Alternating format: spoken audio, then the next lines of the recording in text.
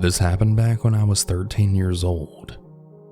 Every Thanksgiving, my entire family always goes to my aunt's house because everybody just really loves her cooking. She had cooked us the standard Thanksgiving foods: turkey, stuffing, etc. Most of the time the family spends the night on Thanksgiving, except for my parents. Usually my uncle has to take out 4 air mattresses. After all the kids were done eating, they went to go play with their toys. Now, since I was 13, I didn't really want to go play with the little kids, so I was hanging out with the only other kids my age, my brother and cousin. We'll call my brother A and my cousin L for privacy reasons. We were all staying up later than everyone else. We were just watching some YouTube videos and talking to each other. It was about 11 p.m. at this point. All of a sudden, A looks towards the window right behind the couch and then says, "Holy shit, I think someone's out there." At first, L and I just thought he was joking. I looked out the window as well, and I felt my heart drop to my stomach. I then saw a bald man just looking through the window and smiling at us. Elle then screamed for my aunt and uncle, but by the time they came in the living room, the man was gone. They made us go to bed. My brother and I slept on 2 air mattresses in my aunt and uncle's room.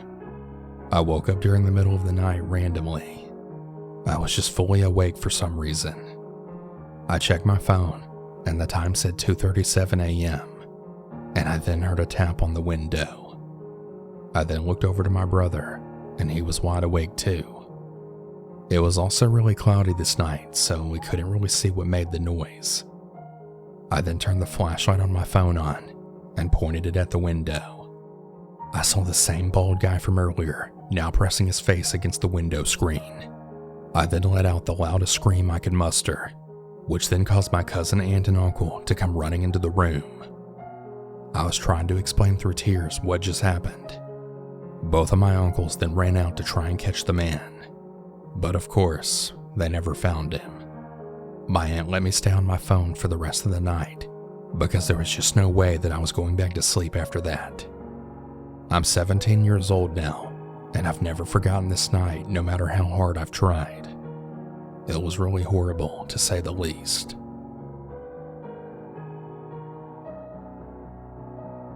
When I was in 7th grade, my grandmother had fallen very ill in the fall. She had been in the hospital for months, and unfortunately, she wasn't really showing any signs of getting better. A girlfriend of mine, who we'll call Amanda, had gotten a Ouija board for Christmas. We decided to play in her attic in the dark, with only a candlelight and a Bible to be safe. The Ouija board was something that I had only ever heard about, and this was my first time playing. Amanda and I were really close friends, but I had never really talked to her about my grandmother being sick. We're asking the Ouija board all kinds of random, silly questions, and it suddenly just spells out my name. T-I-N-A. Her and I both paused, and I slowly replied, "Yes?" The planchette starts moving, and then spells out G-M-A. I replied, "GMA? My grandma?" The planchette then moves to yes. I start to get a little nervous, and then the Ouija board spells out Mary, which was my grandmother's name, but also a name that I'd never once told Amanda. Before I could even respond to the board, it started to spell out D-I-E, and immediately starts moving to the numbers. It went to the 1 and then started moving to 2, and right in that moment, I realized that the board was trying to tell me my grandmother was going to die. I immediately told Amanda that we need to say goodbye, and so we do. Since this was my first time playing, I didn't really want to think too much into it, so I did my best to forget about all that happening. My family and I go to Pittsburgh for New Year's Eve, and I went to visit my grandmother, who was unfortunately still in the hospital. I started having a panic attack on January 2nd, thinking that was going to be the day that she passes. However, she lives through that day, and I then think to myself, okay, the board was just full of shit, I guess. Weeks go by, and my grandmother's finally set to be released on January 22nd, which was on a Friday. Wednesday, January 20th, 2010, at 3 a.m., my grandma's heart began to fail, and she had passed away that morning. I can't help but wonder, was the planchette going to the zero before I moved it to goodbye? If I never played that day, would she still randomly pass like that? I really don't know if the Ouija board had anything to do with her passing, but I do find it incredibly strange that she passes just days before she's going to be released. It's just really bizarre.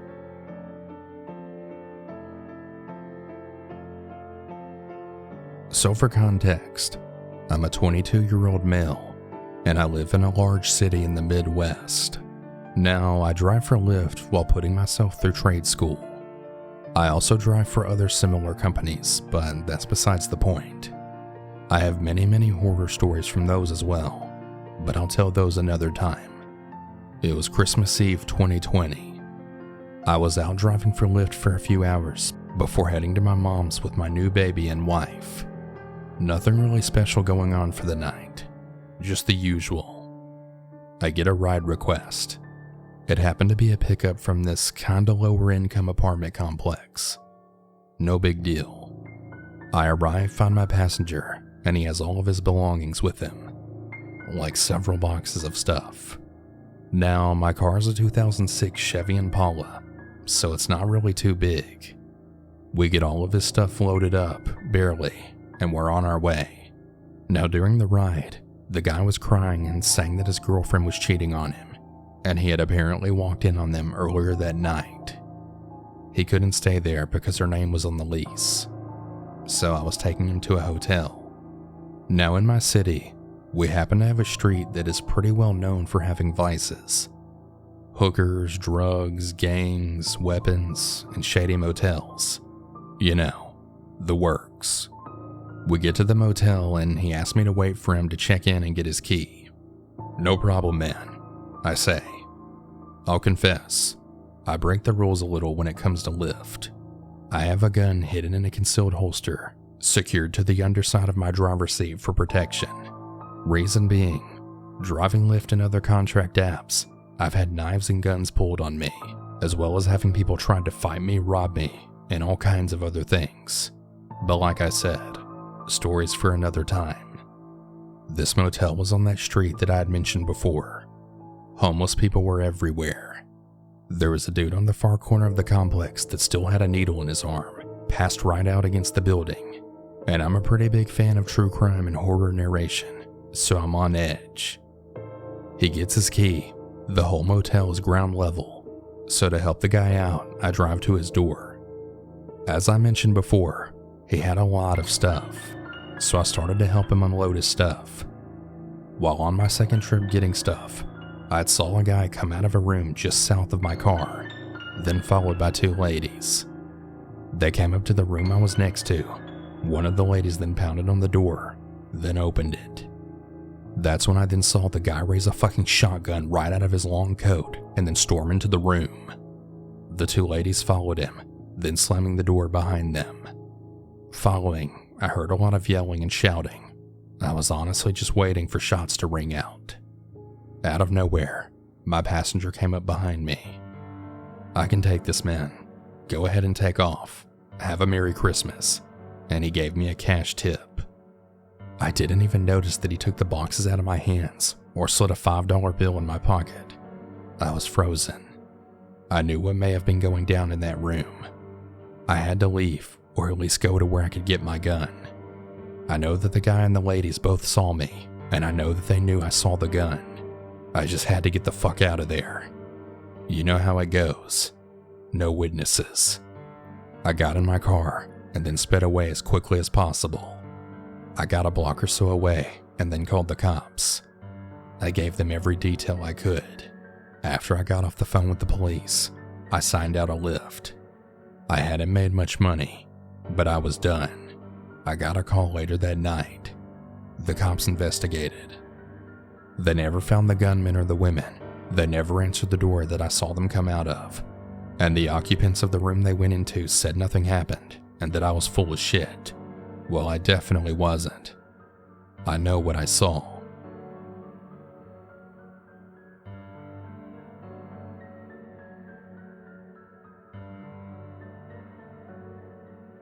Hey everyone, apologies for the brief interruption on the stories, but I want to talk about today's sponsor, ShipStation. As you all know, the holidays are right around the corner, literally, and it can be a really chaotic time, especially when shipping out all those packages for our loved ones. Between growing your business, managing inventory, and juggling all those orders, you've got a lot going on this holiday season. Make shipping the easiest part of your day with ShipStation. Believe it or not, I have quite a few friends who have their own small businesses through Etsy and even Instagram. And well, ShipStation is their go-to for sending out orders. It's also really great for saving money and getting the best deal when juggling all those orders. Figuring out the best way to ship your orders can really be frustrating and confusing, but ShipStation makes it quick, easy, and convenient. Easily import orders from any sales channel. Automate just about any shipping task. Spend less time sorting through those orders and more time doing what you do best, which is growing your business. ShipStation also works with all the major carriers and gives you exclusive discounts on UPS and USPS shipping, so you can compare carriers and choose the best solution for you and your customers. With ShipStation, small businesses can now access the same rates usually reserved for Fortune 500 companies, but without all those contracts or commitments. It's never too early to start prepping for the holiday rush, so get a head start with ShipStation. My listeners can use my offer code Cannibal to get a 60-day free trial just in time for the holidays. That's 2 months of stress-free holiday shipping for free. Just go to ShipStation.com, click on the microphone at the top, and enter in Cannibal. ShipStation. Make ship happen. So this happened last year, the week before Christmas. I was 13 years old when this took place. Now, this isn't really as scary as some of the other stories submitted, but it's still pretty unsettling. On this day, I decided to hang out at my mom's workplace, as she owns a small business with no other employees. For some backstory, the area where she's located in isn't really the best. It's pretty much known for drug addicts. The tenants in the building 2 doors down from us actually got evicted for destroying and building and creating a living space for drug addicts and homeless people. They found beds and makeshift showers in there. Anyways, it was around 5 p.m. and clients were coming in and out. Then this guy walked near the large window in the front. Now, he stood there for a while, and I didn't really think too much of it since there's always homeless people roaming around the center.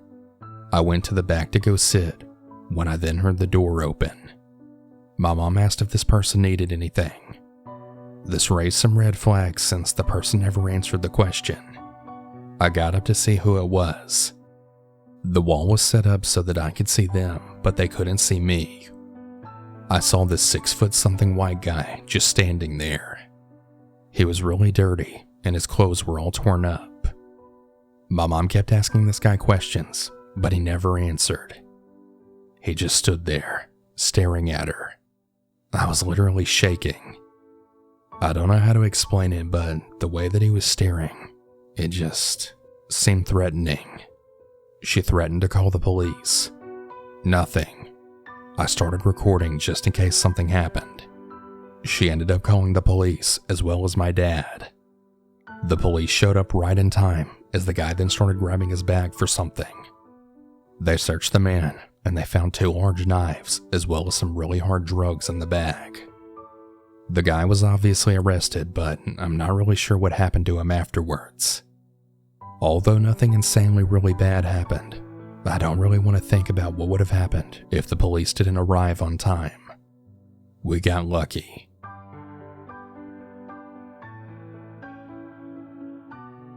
I'm a 30-year-old female, and I'm a current student in nursing.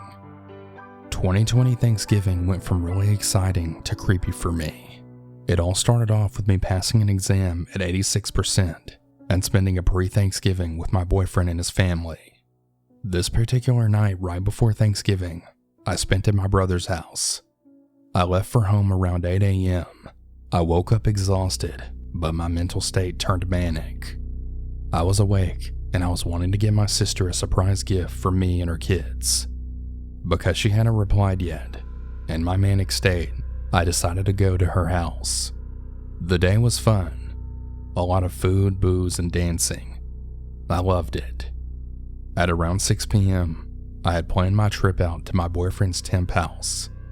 We got into a bit of an argument, as I told him since it was a 3-hour drive, I'd start around 1 a.m. He didn't really agree with this, as he thought it would be too late and dark to travel to a rural area, which prompted me to remind him I'm grown, which was a bit of a mistake on my part. He became a bit annoyed and upset. However, we later agreed on my arrival.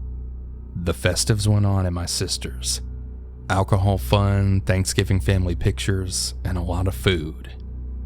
Around 11 p.m., I decided to take a nap. However, my manic brain thought to shower. Due to me needing help with running the shower and attempts to fix my hair, I ended up laying down around midnight. I had set an alarm to wake up at 1 a.m., but of course, I slept through it. I was woken up at 3:30 a.m. when my sister then asked me, "Why didn't you leave?" I woke up and desperately moved as fast as I could out of her house. I left my phone and I had to turn around and go back. Once I retrieved the phone, I was finally on my way for a second time. I ended up going in the wrong way, as I mixed up two cities' names because they both started with CH. Once the GPS was on and I realized I was going in the wrong direction, I was on my way. Once leaving the city lines of Sacramento, I got into a race with a Silverado that was lifted. In my jealousy that I was in an SUV versus a really beautiful truck, I decided to take on the race. That is, until I reached 120 miles per hour for about 10 minutes and decided it wasn't worth the ticket. At the time, it was only me, the Silverado, and a fellow Ford on the road. About 5 minutes later, the Silverado took an exit. Now it was only me and the fellow Ford in a rural dark area. During the drive, I noticed the Ford was on the side of me, and at one point, they seemed to be close enough right on my right side to swipe me. Due to my blindness in the dark, I was way more focused on making it safely that seemed to even cut off other cars to be on the side of me. We made it to a small town, which meant taking a major street for about 3 to 5 miles, just going through stoplights. At one point I thought, damn, I really hate when people are so close to me like that. It was really annoying to me, but after 2 lights, the fellow Ford turned off, and I honestly felt a bit childish for even caring. 2 to 3 lights down as I made it through the green light, I noticed a car turning onto the street. It was the same car. At this point, my body started to shake as the car made sure it was back on the right side of me, keeping up with persistence this time. My head began to hurt, and at first, I don't think I understood that fear was kicking in. Why would this car come back to the main street? There's only 3 other cars, and he's the one on the side of me. The fight or flight response began to creep up on me, and I didn't want to turn my head as if I noticed. In that moment, I didn't want to call my boyfriend. What if I'm just paranoid? I mean, I've traveled alone for longer distances at night before. Is alcohol still in my system? My boyfriend and mom will lose it if I call them. Why is this happening? In that moment, I saw a light turning yellow as we approached side by side. My brain went into rationalization, and I thought, do not panic, stay calm, ignore the headache. When the light turns green, stay, see if he goes. We approached the light and then stopped. The light seemed to be much longer than the others. I moved my eyes towards the fellow Ford on the side of me. The windows were lightly tinted, but I could see a hat and a person looking towards me. Then seconds later, look up at the light and then peer back into my passenger window. My head and my heart began to become one, both in pain and fear. Then the light turned green. There were 2 cars behind us, but I stayed on my brakes. I didn't move, and I didn't see his car enter the intersection either. I turned my head to look, and I could now see more of the silhouette of the man's face under the hat staring at me. I took off slowly to collect my composure and not seem to be scared. keeping my pace of slowly going through the intersection. I heard a car behind us beep the horn, and it was like a light switch. I noticed a truck in the distance through the last light that was making it through the abyss of the rural highway that was only a one-lane road. I decided to speed up to make the last light, but so did the fellow Ford, keeping up with my pace. It seemed that he was trying to cut me off, but I went from 45 to 65. The trucks were going slow, and now he was behind me and so close that I could see his lights in full. In a panic, I went off the side of the road as to pull off to pass up the truck, and so did he. When I noticed he passed the truck and was still just as close behind, I noticed the second truck. I sped up to 90 miles per hour and went towards the left, which was into incoming traffic, to cut off the truck. My rationalization was to speed, and even if I was pulled over, I'd be safe. I hoped anyways. I cut off the big rig truck and began to speed up. Now able to see far behind me in the distance through my rearview mirrors, I could see the car trying to cut off the truck to the right and left. But cars were oncoming in the opposite lane, and due to trees to the right, the Ford seemed to weave in and out of the lane. He was trying to erratically cut off the truck. By now, even the truck lights were far behind me. I was going about 120 miles per hour and continued it with no effort, as I'm experienced with driving fast and my adrenaline to flight made it easy. After about 5 to 10 minutes, I slowed down to 80 miles per hour and then to 65 miles per hour after about 30 minutes. An hour later, I'd stopped at a store that appeared to have many customers, which prompted me to stop, as I was paranoid and couldn't be 100% sure the fellow Ford wasn't near me. I went into the store to grab food and coffee, but my appetite was gone, so I just decided on coffee and a smoke. Walking into the store, I saw both customers and employees give me a wide-eyed look, followed with a look of sorrow, which made me feel embarrassed. I was shaking really badly, and my makeup had run all over my face from the crying, and I'm sure I looked like I was coming off of drugs from the fact that my sympathetic nerve was transferring its hard work over to the parasympathetic nerve. In other words, my body was coming off the adrenaline. I went to pay for my coffee and request smokes, but the shaking made it really hard for me to enter my PIN for my debit card. I actually had to try like 3 times. Back to the car I went in fear, my head pounded into my ears. I hoped some tobacco would calm me. The smoke seemed to help calm me down slightly, but the shaking and headache persisted in a bearable manner. The sun was now coming up, and I was almost there. I was still shaking and still upset, and crying on and off. Of course, when I finally made it to my boyfriend's, he could sense it and was able to get the truth out of me. I could see he was upset, but he had tried to console me with a hug and kiss, and encouraging I rest so I could calm down. It was really hard to study that day. The headache really persisted, and I stayed in bed. My boyfriend made the decision for me to not take any more late-night drives, and even made sure that I stayed in his dwellings until he was off and with me. It's now days later, and it's dark out, and I'm scared to go out. I really wish I would have listened.